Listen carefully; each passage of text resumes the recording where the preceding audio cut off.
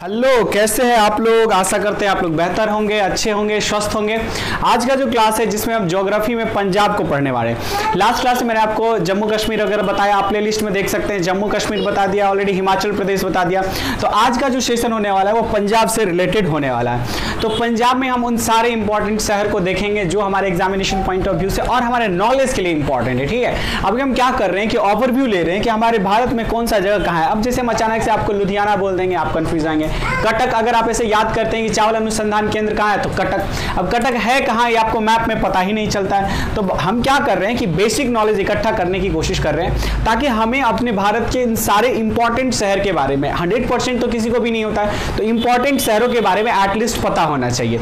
उसके अलावा जो भी चीज होता है, जैसे कि उसके अलावा जो भी पॉइंट्स होते हैं उसको हम अलग से भी याद कर सकते हैं। तो हम कोशिश यही करेंगे कि हर स्टेट्स का जो इंपॉर्टेंट शहर है उन सबको क्या करेंगे, याद कर लेंगे, समझ लेंगे। ठीक है, चलिए आइए सबसे पहले हम देखते हैं पंजाब के बारे में। ठीक है, पंजाब जो होता है, पंजाब का अर्थ क्या होता है। चलिए, पंजाब का मतलब क्या होता है सबसे पहले हम इसको समझते हैं। पंजाब, पंज मतलब होता है कि पांच, और आब का मतलब होता है नदी। जैसे कि आप का मतलब आपको आज तक नहीं पता होगा या पता भी हो सकता है। आब का मतलब क्या होता है कि वैसा क्षेत्र, मतलब एक खाली स्थान हम बोल सकते हैं। जैसे कि जैसे देखिए, आब का मतलब अगर हम सटीक बता दें आपको तो नदी ही होता है। जैसे कि देखिए आबे जमजम, जैसे कि हम लोगों के लिए क्या होता है, हिंदू के लिए अगर हम बात करें, हिंदू के लिए गंगा पवित्र होती है ना जिस तरह से, उसी तरह से मुस्लिम जो है उसके लिए कौन सी नदी होती है, आवे जमजम होती है, उनके लिए वही गंगा होती है। तो आब का मतलब होता है कि कैसा होता है कि दो नदियों के बीच वाला जो क्षेत्र होता है वो आब होता है। जिस तरह से अभी हम आपको जस्ट हिमाचल प्रदेश में बताएं कि अगर दो पहाड़ के बीच वाले जगह को क्या बोलते हैं, वैली बोलते हैं ना, वैली घाटी जिसको हम बोलते हैं। जिसमें मैंने आपको दो घाटी बताया था, कुल्लू घाटी और स्वात घाटी सेब के लिए प्रसिद्ध है। स्वात पाकिस्तान में, कुल्लू घाटी जो है वो हिमाचल प्रदेश में आता है। इतनी बात मैंने आपको बताई थी लास्ट क्लास में, और भी सारी जानकारी दी थी। तो यहां पे जो हम लोग पढ़ने वाले हैं, आब का मतलब होता है दो नदी के बीच का जगह जो होता है, दो नदियों के बीच के जगह को हम आब कहते हैं। तो वैसा कोई भी स्थान जहां से क्या हुआ है, दो नदी आपस में गुजरे हैं, उन सबको क्या बोलते हैं, हम दो आब कहते हैं। ठीक है, वैसा स्थान जो दो नदियों के बीच का हो तो उसे हम दो आब कहते हैं। तो हम पंजाब की बात करें तो पंजाब ऐसा शहर था, है नहीं, पंजाब ऐसा शहर था जहां पे क्या थी, जहां पे 5 नदियां उस शहर से गुजरी हुई थी। तो हम अगर पूर्व पंजाब की बात करें, वो पंजाब जब हमारा भारत जो है विभाजन नहीं हुआ था। जैसे कि मैं आपको एक रफ डायग्राम बना के अगर दिखाऊं तो हमारा भारत कुछ इस तरीके से, ये अभी हमारा वर्तमान भारत है। लेकिन अगर हम इसी में बात करें कि जब हमारा भारत का विभाजन नहीं हुआ था, हम उस समय की बात करें तो हमारे भारत में अभी वर्तमान पंजाब कौन है, यहाँ वाला पंजाब है। लेकिन जब ये विभाजन नहीं हुआ था तो ये भी क्या था, पंजाब का ही हिस्सा था, ये पूरे पंजाब थे। तो इस पूरे पंजाब की जब अगर हम बात करते हैं तो पूरे पंजाब में कितने नदी थे, 5 नदी थे। आपने नाम बहुत पहले ही इसके सुन रखे होंगे, अगर नहीं भी सुने तो मैं आपको बताता हूँ। झेलम, चिनाब, रावी, सतलज एंड ब्यास, ये 5 नदियां जो थी ये पंजाब से होकर गुजरते थे। तो भूगोल में क्या होता है कि नाम जो है तुरंत चेंज नहीं होते हैं विभाजन के आधार पर। जैसे बंगाल की खाड़ी, यहां की बात करें तो बंगाल की खाड़ी, जबकि यहां बांग्लादेश है तो क्या बांग्लादेश की खाड़ी हो जाएगा, नहीं होगा। वो एक बार नाम अगर भूगोल में बंगाल की खाड़ी हो गया तो बंगाल की खाड़ी से ही डिनोट किया जाएगा।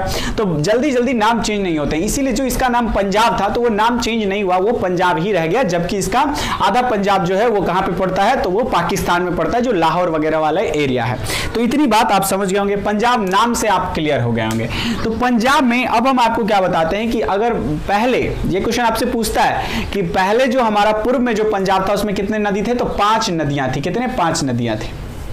क्या ये अभी 5 नदियां हैं, नहीं। अभी कितने नदियां हैं, नदियां तो 5 है, लेकिन पंजाब, अभी जो मेरा पंजाब है, जो अभी जो हमारे भारत का पंजाब है, उसमें नदियों की संख्या कितना है, बस 3 नदियां ही है। अभी वर्तमान में कितने हैं, नदियां हैं, 3 नदियां हैं। इतनी बात आपको याद रखना है। ठीक है, चलिए अब हम 3 नदियां और 2 आपको समझने का कोशिश करते हैं। तो सबसे पहले हम क्या करते हैं कि पंजाब का एक रफ डायग्राम बनाने की कोशिश करते हैं।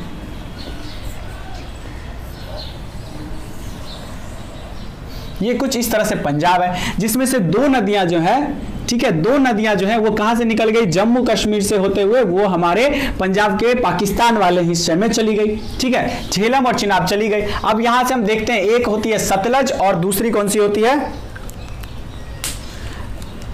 ये होती है रावी, ये होता है यहां पे सतलज, और यहीं से निकलती है ऐसे ब्यास। ये क्या निकलती है, ऐसे ब्यास। तो आप नाम याद रखिएगा, ये होता है रावी, ये होता है सतलज और ये होता है व्यास। देखिए पढ़ने में थोड़ा सा, ये पढ़ने में हम लोग कैसे याद करते हैं, झेलम, चिनाब, रावी, सतलज, व्यास। हम लोग याद कैसे करते हैं, झेलम, चिनाब, रावी, सतलज, व्यास। हम लोग ऐसे याद करते हैं जिसमें व्यास हमारा अंतिम में आता है, लेकिन यहाँ व्यास क्या है, उससे पहले आ जाती है, सतलज से पहले आ जाती है। और ये मुख्य नदी है। मुख्य नदी के अलावा इनके कई सारे सहायक नदियां होंगी। तो सहायक नदियां जो है ना इंपॉर्टेंट नहीं होता। जैसे हम बिहार की बात करें तो बिहार में कई सारी नदियां हैं। अगर उतनी सारी नदियां से अगर एग्जाम में क्वेश्चन पूछा जाएगा तो दिक्कत हो जाएगी। उतनी सारी नदियां को याद करके सिर्फ बिहार से तो पूछता नहीं, पूछता तो पूरे भारत से। तो इसीलिए हम बाकी सारी जो सहायक नदियां हैं वो एग्जामिनेशन में नहीं पूछे जाते, तो उसको नहीं पढ़ेंगे। हम जो मुख्य नदियां हैं, जो मुख्य नदियां है, हम सिर्फ उसी के बारे में पढ़ेंगे। तो जैसे कि यहाँ पे जो बाकी के जो दो नदियां थी, जो दो नदियां कहाँ, जम्मू कश्मीर से होते हुए कहाँ, वो पुराने वाले पंजाब में जो है चली गई। और ये सब किसके थे, सिंधु नदी के ही अंदर आ जाते थे। झेलम, चिनाब, रावी, सतलज और ब्यास। झेलम, चिनाब, रावी, ब्यास और सतलज। इतनी बात आप समझ गए होंगे। तो अगर हम पंजाब की बात करें तो ये वाला एरिया से हमको इतना मतलब नहीं है, लेकिन हम क्या करते हैं कि यहां भी आपको नाम लिख के बता देते हैं, झेलम, चिनाब। ठीक है, चलिए हम देखते हैं कि इसके बीच में जो आने वाले एरिया होते हैं, इसके बीच में जो आने वाले एरिया है, इसी को हम दो आब कहते हैं। ये क्या है, यही दो आब है। ये सब क्या है, ये दो आब है। जिस तरह से मैंने आपको घाटी में बताया था, वैली कैसे बताया था, दो पर्वतों के बीच का जगह जो होता था क्या होता था, वैली होता था। ये मैंने आपको जम्मू कश्मीर में बताया था। बस उसी तरह से ये पंजाब का डायग्राम को आप ध्यान से देखें, और इसके बीच में आने वाला ये संपूर्ण जगह क्या है, तो इसी को हम दो आब कहते हैं। दो नदियों के बीच का जगह को क्या बोलेंगे, दो आब कहेंगे। समझ में आई बात, इसको क्या कहेंगे, दो आब कहेंगे। तो यहाँ पे कितने सारे दो आब हो गए। ये तो जो है ये पाकिस्तान में पड़ता है, लेकिन हम थोड़ा सा नॉलेज जानकारी के लिए रख लेते हैं। सबसे पहले हम इस तीन दो आब को देखते हैं कि ये कौन कौन से तीन आब, दो आब है जो पूरी तरह से क्या होते हैं, मुख्य रूप से क्या होते हैं, पंजाब में आते हैं। ठीक है, तो सबसे पहले हम देखते हैं कि रावी और ब्यास के बीच में आने वाली जो क्या बोलते हैं इसे, दो आब होगी। रावी और ब्यास के बीच में आने वाली दो आब होगी, उसमें रावी का भी संकलन होगा और रावी ब्यास के भी नाम का संकलन होगा। ठीक है, तो अगर हम इसका नाम लिखेंगे तो क्या लिखेंगे इसको हम, देखिए इसमें हम थोड़ा सा दिमाग लगाते हैं। ब्यास और रावी से मिलके क्या लिखेंगे, रावी, सॉरी रावी तो नदी का ही नाम है, बारी दो आब। क्या बोलेंगे इसको,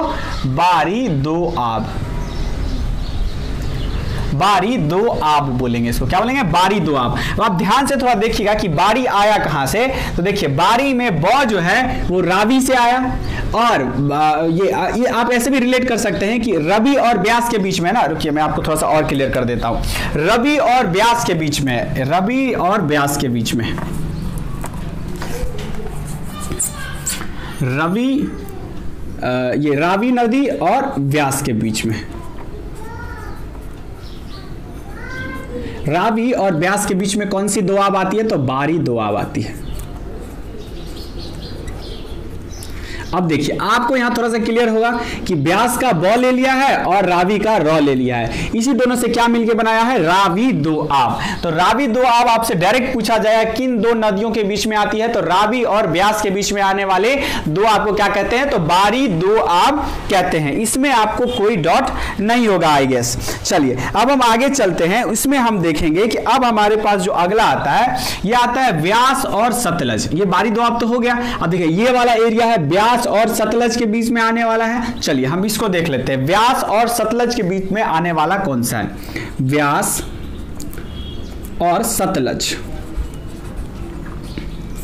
ब्यास और सतलज के बीच में आने वाला कौन सा है। सबसे पहले आप बार बार रिमाइंड कर लीजिए कि रावी और ब्यास के बीच में आने वाले कौन से हैं, बारी दो आब है। क्या है ये, बारी दो आब है। और ब्यास और सतलज के बीच में आने वाले को क्या कहेंगे, जल्दी सोच के बताइए, थोड़ा सा आप दिमाग लगाइए। जैसे मैंने इसमें आपको बताया कि रावी और ब्यास से बारी बना, उसी तरह से ब्यास और सतलज से मिलके क्या बनेगा, आप थोड़ा सा दिमाग लगाइए क्या बनेगा। चलिए हम आपको बताते हैं, विस्त दो आब। क्या बनेगा ये, विस्त दो आब, विस्त दो आब। अब ध्यान से देखिएगा तो विस्त दोआब में आपको दिखेगा साफ साफ कि विस्त जो है व्यास के व और इसके सतलज के श से विस्त दोआब बना है। तो बारी दोआब, विस्त दोआब। लेकिन ये वाला जो एरिया देखिएगा पंजाब के नीचे वाला एरिया, यहां से तो कोई नदियां गुजरी ही नहीं है, तो यहां से नदियां नहीं गुजरी है, तो ये दोआब नहीं बनेगा। क्या बनेगा? ये दोआब नहीं बनेगा। तो इसका जो नाम रख दिया गया, इसका नाम रख दिया गया मालवा का मैदान। मालवा का मैदान। थोड़ा सा ध्यान रखिएगा, बात क्या आपको ध्यान रखनी है कि ये मालवा का मैदान है। ये कौन सा एरिया? इसको हम पॉइंट 3 लिखते हैं, इसको 2 लिखते हैं, इसको 1 लिखते हैं। तो पहले पे कौन आया? बारी दोआब, रावी और ब्यास के बीच में। वहीं अगर ब्यास और सतलज के बीच में देखेंगे तो कौन सा आएगा? विस्त दोआब आएगा। और सतलज के नीचे वाला एरिया को बोलते हैं मालवा का मैदान। लेकिन याद रखिएगा, मालवा का मैदान तो यहां पे आ रहा है ना पंजाब में, लेकिन मालवा का पठार की अगर हम बात करें, मालवा का पठार तो ये कहां आता है? इधर यूपी वाले एरिया में आता है। ये मैंने आपको पठार वाले क्लास में ऑलरेडी बता दिया है कि मध्य प्रदेश वाला जो एरिया, यूपी नहीं, मध्य प्रदेश वाला एरिया में क्या आता है? मालवा का पठार आता है। तो मालवा का पठार अलग है, मालवा का मैदान अलग है। हम लोगों को क्या लगता है कि मालवा का मैदान हमारे दिमाग से उतर जाता है, तो मालवा का मैदान देख के हम लोग मध्य प्रदेश वाले ऑप्शन में टिक कर देते हैं। But be concern about that कि रावी और ब्यास के बीच में कौन सा आता है? बारी दोआब। ब्यास और सतलज के बीच में कौन सा आता है? तो विस्त दोआब। और नीचे में आता है मालवा का मैदान आता है। ठीक है, अब हम ऊपर वाला देखते हैं। चिनाब और रावी के बीच में जो आता है इसको बोलते हैं रचना दोआब। रचना दोआब बोलते हैं इसको। क्या बोलते हैं? रचना दोआब। हालांकि मुख्य पंजाब में तीन ही मैदान हमें याद रखने हैं, लेकिन अगर कहीं मान लिए आपसे चिनाब और रावी के बीच का पूछ दिया तो आप ऐसा तो नहीं आप उसको बोलेंगे कि हम इतना ही पढ़ के आए, नहीं, आप इसको भी रख लेते हैं। चिनाब और रावी के बीच में किसको बोलते हैं? रचना दोआब। अब आप थोड़ा देखिएगा, यहाँ रावी का र ले लिया है और चिनाब का चना ले लिया है, तो रचना दोआब हो गया। इसी तरह से अगर हम झेलम और चिनाब के बीच में कोशिश करेंगे कि हम अगर झेलम और चिनाब के बीच में भी देख लें, तो हालांकि झेलम और चिनाब के बीच का पूछता नहीं है, अगर आप नहीं भी देखेंगे तो काम चलेगा, तो उसको छोड़ के चलते हैं हम लोग। बस इतना ही याद रखेंगे, चिनाब और रावी के बीच में रचना दोआब, रावी और ब्यास के बीच में बारी दोआब, ब्यास और सतलज के बीच में अगर पूछेगा तो क्या बोलेगा? विस्त दोआब बोलिएगा। और अगर नीचे वाला पूछ देगा तो हम क्या लिखेंगे यहाँ पे? मालवा का मैदान। मालवा का मैदान। इस तरह से हम भौगोलिक रूप से पूरी तरह पंजाब को समझ गए कि पंजाब में क्या है, तो नदियां हैं और क्या है? दोआब है। क्या आपको यहाँ पे कभी आपने सुना कि पंजाब में किसी तरह के पहाड़ हैं? नहीं, पंजाब में किसी भी तरह का पहाड़ जो है हमें देखने को नहीं मिलता है। ये पूरी तरह से क्या है? पंजाब जो है मैदानी क्षेत्र है और कृषि के लिए सबसे ज्यादा ये जाना जाता है। पंजाब और हरियाणा में क्या होता है? कृषि सबसे ज्यादा होते हैं। ठीक है, यहाँ पे जो है कृषि जो बहुत ही बेहतर टेक्नोलॉजी से किया जाता है। टेक्नोलॉजी बोलने का अर्थ ये है, ये हमारा पूरा पूरा पंजाब है, इसमें जो 3 नदियां बहती है मैंने बताया आपको, रावी, व्यास और सतलज। और इसमें कौन कौन से दोआब आते हैं? तो रचना दोआब, बारी दोआब, विस्त दोआब और मालवा का मैदान। मैं आपको क्या बता रहा था कि जो पंजाब वाला एरिया है, हरियाणा वाला एरिया है, इन सारे एरिया में क्या होता है? तो उपज अच्छे होते हैं, अनाज अच्छे तरीके से उपजाए जाते हैं। पूरे भारत में सबसे बेहतर तरीके से यहाँ पे जो है अनाज हमें ग्रो जो है अनाज का ग्रोथ जो है हमें देखने को मिलता है और बहुत ज्यादा फसल उपजाए जाते हैं। क्यों? क्योंकि यहाँ के जो किसान हैं वो टेक्नोलॉजी का इस्तेमाल करते हैं हमारे यूपी और बिहार के लोगों के कंपैरेटिवली। हमारे यहाँ क्या होता है? लोग अपने हल लेके पहुंचते हैं, उतनी ज्यादा जो है अमाउंट में क्या करते हैं? खेती नहीं करते हैं जितना यहाँ के लोग खेती पे डिपेंड करते हैं। यहाँ पे जो नए नए टेक्निक आते हैं, नए नए जो अलग तरह के वैरायटी के जो खाद्य पदार्थ वगैरह आते हैं, गेहूं वगैरह जो नए सीड्स आते हैं, मतलब जो नए वो करके क्या बोलते हैं उसको, नए तरीके से, मतलब वैज्ञानिक तरीके से जो सीड्स वगैरह लाए जाते हैं जो बेटर ग्रोथ के लिए रहते हैं, उन सारे सीड्स का इस्तेमाल किया जाता है और बहुत ही ज्यादा अमाउंट में क्या किए जाते हैं पंजाब से, तो खेती उत्पादन जो है किए जाते हैं। यूपी और बिहार में क्या है? टेक्नोलॉजी का कमी है। और यहाँ पे मेनली देखिए एक और बात है, एमएसपी यहाँ पे एक गवर्नमेंट ने क्या किया है? एमएसपी फिक्स कर दिया। ठीक है, मिनिमम सेलिंग प्राइस फिक्स कर दिया। एमएसपी का मतलब क्या होता है? Minimum selling price. मतलब यहाँ के किसानों को गवर्नमेंट के द्वारा एक लिमिट दे दिया गया है कि मिनिमम अगर गेहूं मिनिमम कितने रेट में बेचा जाएगा, ये गवर्नमेंट हर बार अनाउंस कर देती है कि मिनिमम रेट जो है 40 होगा, 40 से नीचे जो है नहीं बिकेगा। तो मतलब किसान को कोई दिक्कत नहीं होती, कोई मजबूरी नहीं रहती है। लेकिन हमारे यूपी बिहार में क्या होता है? अगर लोगों को पता चल गया कि किसान मजबूर है तो उससे 10 रुपए किलो भी खरीद के चली जाएगी। समझ रहे हैं ना बात को? तो ये होता है मिनिमम अगर फिक्स्ड प्राइस जो है या मिनिमम सेलिंग प्राइस जो है, इसको अगर पूरे भारत में लागू कर दिया जाए तो यूपी बिहार के भी किसान क्या हो जाएंगे। हमारे यहाँ जितनी बेरोजगारी है, यूपी बिहार के लोग भाग रहे हैं एग्जामिनेशन की तरफ। पंजाब के लोग को देखिए, खूब मस्त खेती करते हैं, अच्छी खासी घर प्रॉपर्टी सब कुछ है, क्योंकि मिनिमम फिक्स प्राइस है। उन्हें पता है जितनी खेती होगी इतना पैसा आना फिक्स है, ये बात उन्हें पता होती है। लेकिन यूपी बिहार के लोग मेहनत भी करते हैं, फसल भी बर्बाद हो जाता है, इन्वेस्ट भी नहीं करना चाहते हैं, किसान फांसी के लिए लटक रहे हैं, क्योंकि इस तरह की दिक्कतें यहाँ आती है। यहाँ भी अगर मिनिमम फिक्स प्राइस हो जाए, मिनिमम सेलिंग प्राइस फिक्स हो जाए तो क्या हो जाएगा, यहाँ के भी किसान अच्छे ग्रोथ करने लगेंगे। ठीक है, तो इतनी बात आप समझेंगे। पंजाब को जो है ज्योग्राफिकली आप जो फिजिकली जो है आप समझ गए होंगे कि यहाँ 3 नदियां बहती हैं, तीनों नदियां 2 आब का निर्माण करती है। पहली अगर हम देखें तो चिनाब तो पंजाब में नहीं है, लेकिन चिनाब के और रावी के बीच में रचना दोआब, रावी और ब्यास के बीच में बारी दोआब, ब्यास और सतलज के बीच में विस्त दोआब, और सबसे नीचे वाला हो गया मालवा का मैदान। इसमें आपको आई होप कोई दिक्कत नहीं हुआ होगा।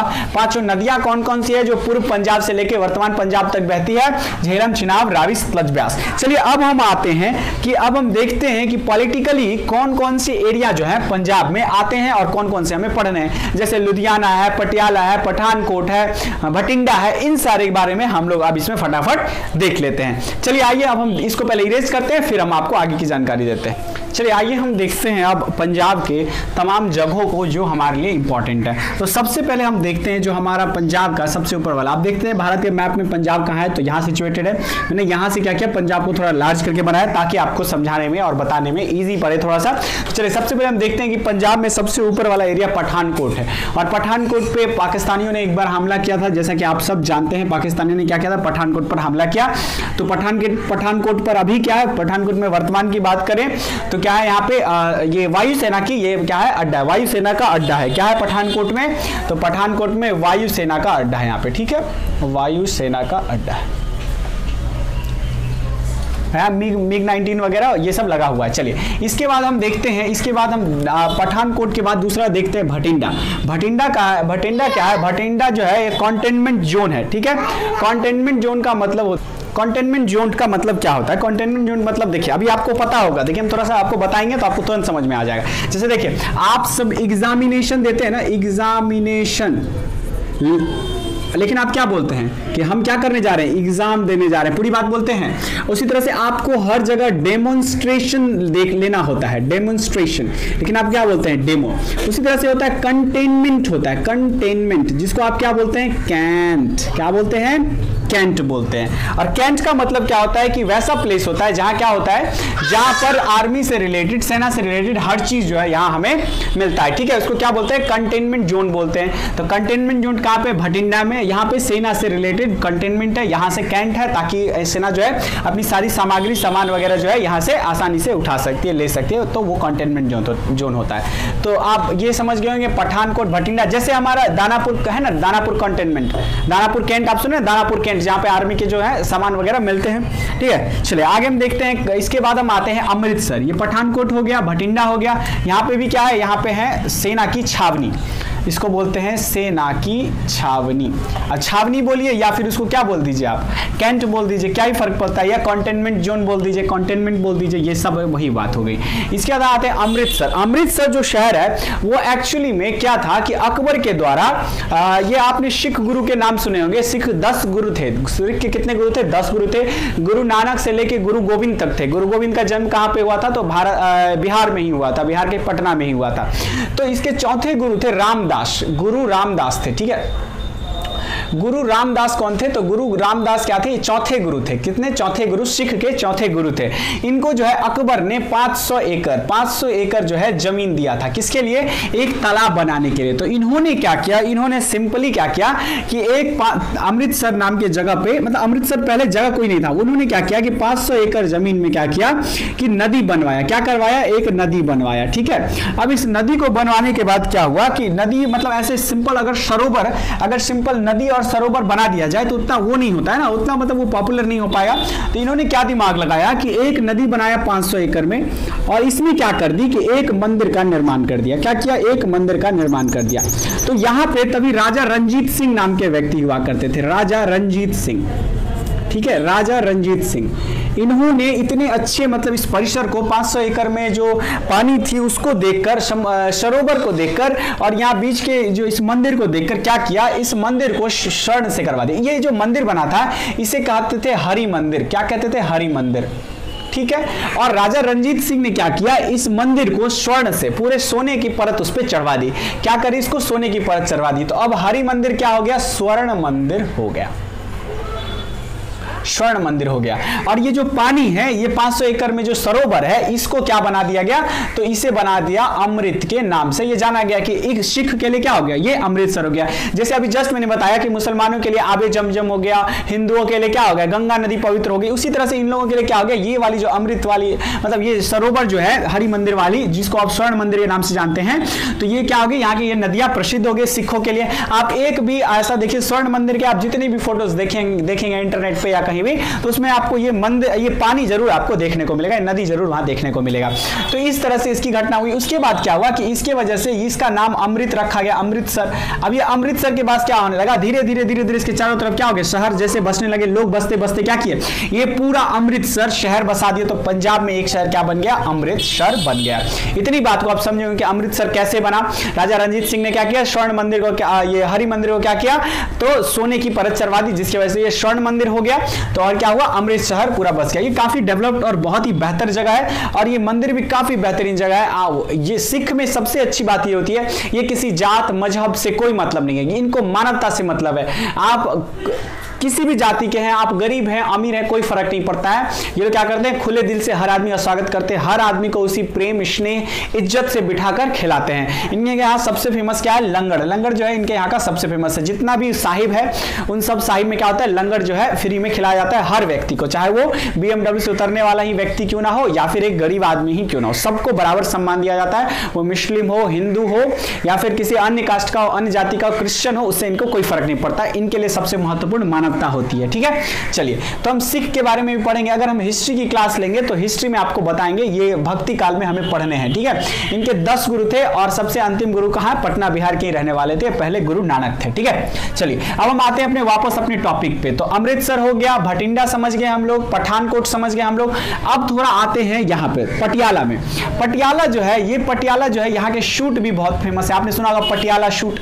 और दूसरा चीज ये फेमस है, यहाँ पे जो है पंजाब की इंडस्ट्री है। कौन सी इंडस्ट्री है? तो जैसे हमारे यहाँ पूरे भारत की बात करें तो बॉलीवुड इंडस्ट्री, बिहार की बात करें भोजपुरी इंडस्ट्री। हालांकि भोजपुरी इंडस्ट्री आजकल तो ज्यादा ही नाम कर रही है, बदनाम हो चुकी है पूरी तरह से। उसी तरह से पंजाब इंडस्ट्री जो है वो कहां पे? पटियाला में। यहीं से आपको जो है ना ये सब रैप वगैरह जो आपने सुना होगा, रैप सॉन्ग वगैरह, वो सब कहां से ले लेता है? यहीं से पटियाला। इसमें करना क्या है? आगे मुड़ पीछे जाओ और करके बस गाना गा दीजिए, हो गया, यही गाना हो गया, है ना।